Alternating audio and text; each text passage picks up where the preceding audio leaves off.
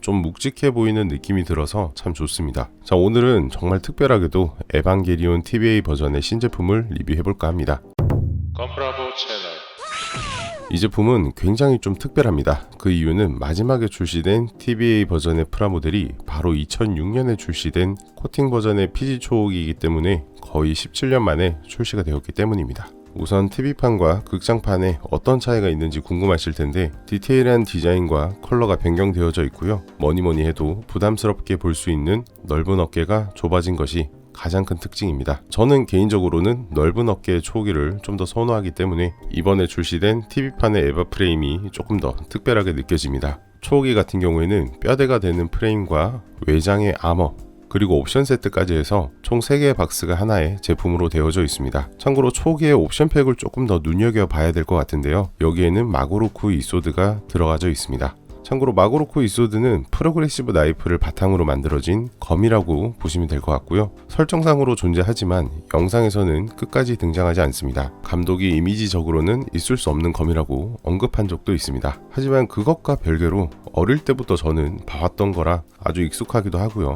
꾸준히 상품화로 나오다 보니까 그냥 이제 영상에서도 나올 때가 되지 않았나 라는 생각도 듭니다. 우선 에바 프레임의 설명서는 종이로 있는 게 아니고요. 박스 윗부분에 QR코드를 이용할 수 있습니다. 박스는 위나 아래를 뜯어서 열어줘야 되기 때문에 한번 열었을 때 박스를 다시 재활용하기는 조금 번거롭게 되어 있습니다. 우선 초호기 같은 경우에는 손이 한 세트밖에 없어서 시작부터 조금 아쉬운 구성이긴 합니다. 그리고 조립이 어느 정도 되어 있는 몸통, 그리고 팔레트 라이플, 좌우의 팔다리 부품이 구분되어져 있고요. 메탈릭 컬러로 되어 있는 러너 위에 각각 보라색과 형광색의 부분 도색이 들어가져 있습니다. 자, 그 다음 아머 파츠 같은 경우에는 기본적으로 보라색 러너가 메인으로 되어져 있고요. 그 위에 부분 도색이 되어져 있습니다. 가슴 부분도 부분 도색으로 되어 있고요. 얼굴 부분도 부분 도색 되어져 있습니다. 그리고 스티커도 몇 개 들어가져 있네요. 그리고 팔다리에 해당하는 부품들은 보라색 러너 위에 어두운 색의 메탈릭 컬러와 형광색으로 부분 도색 되어져 있는 파츠도 있습니다. 자, 마지막 웨폰 세트 같은 경우에는 기본적으로 수송대 베이스가 한 세트 들어가져 있는데 이번 수송대는 메탈릭 소재를 조금 많이 사용해서 그런지 흐름 자국이 좀 많이 보여서 조금 아쉬웠습니다. 그리고 추가 구성으로 두 자루의 칼과 칼집이 들어가져 있습니다. 자, 이제 제품의 특징을 한번 살펴볼 텐데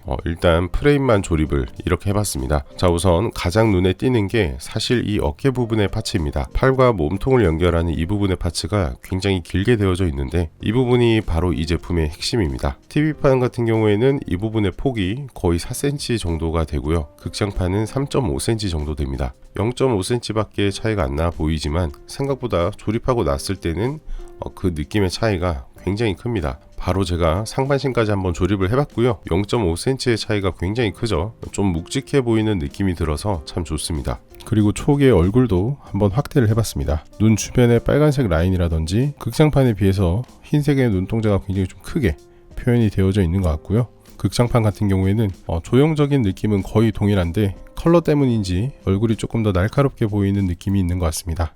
그리고 조립 시에 좀 어려운 부분이 바로 허리 부분의 부품을 분해해서 가운데로 돌려서 조립을 해야 되는 부품이 하나 있습니다. 이 부분을 제외한다면 사실상 에바 프레임의 조립이 어려울 부분은 전혀 없습니다. 하반신까지 조립해서 이렇게 한번 만들어 봤습니다. 자, 나머지 스티커를 붙여줘야 되는데 어깨 아랫부분에 다이아몬드 부분, 그리고 무릎 아래쪽에 튀어나온 부분들, 무릎 뒷부분에도 이렇게 떠있는 공간이 있어서 스티커로 막아주시면 됩니다. 자, 마지막으로 팔뚝 부분의 스티커까지 이렇게 붙여서 완료를 해봤습니다. 자, 어떠신가요? 개인적으로 저는 TV판을 워낙 좋아하다 보니까 이렇게 넓은 프로포션이 굉장히 좀 마음에 듭니다. 극장판도 조립을 해봐야 되는데 이 부분은 거의 동일하기 때문에 과정은 넘어가도록 하겠습니다. 자, 바로 한번 비교를 해보죠. 딱 보기에도 어깨의 비율 차이가 엄청나게 납니다. 이게 말이 0.5cm지 비율 차이가 굉장히 나고요. 지금 보니까 가슴 파츠의 넓이도 TV판이 조금 더 넓게 되어 있는 것 같습니다. 그리고 얼굴 부분의 뿔의 컬러라든지 얼굴 옆부분에 있는 형광색의 컬러도 좀 다르게 되어져 있고요.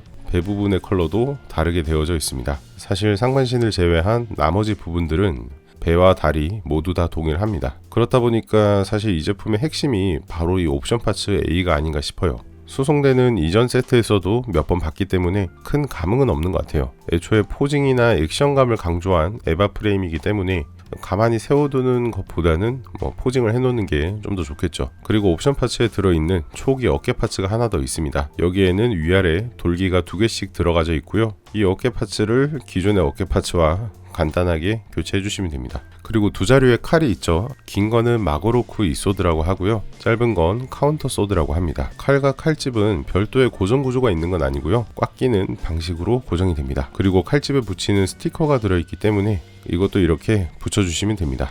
자, 어느 정도 부분 도색도 되어 있고 칼날도 도색이 되어 있어서 별도의 마커 작업은 필요 없어서 좀 편합니다.